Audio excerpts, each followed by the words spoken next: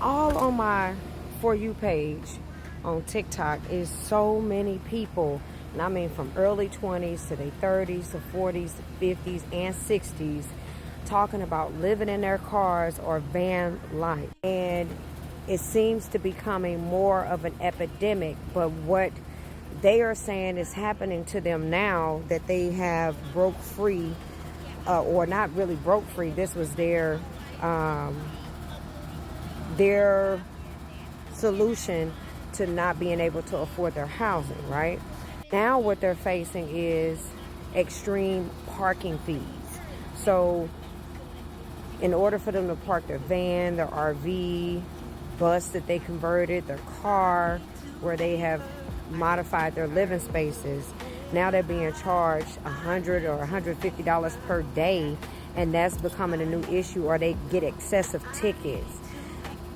Something has got to give, because it seems more and more like we have just forgotten about caring about people. All we care about is how much money we can get from people. Then people who scream will buy a house. I want you to know that the new regular median that they want us to believe that a single family house should cost is a minimum of $800,000. Don't believe me? Look at First Time Home Buyers Flip Show on Hulu. The minimum that you can get a house that used to be $129,000 that looked like it was move-in ready, now they want you to get it, and it's a minimum of $800,000 to get a loan for. I don't know about you. Me and my husband tried doing home ownership a couple years ago. It was the most stressful,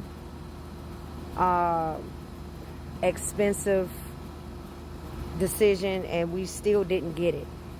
We had to pay $700 for a home inspection just for this man to write all this 500-page paper to tell us what was wrong with this house, for us to just leave it there because the owner couldn't fix it and we couldn't either.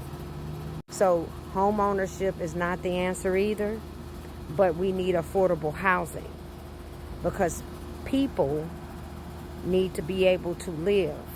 And if we keep this up, there's going to be more people who don't have anywhere to live. This can't be the American dream.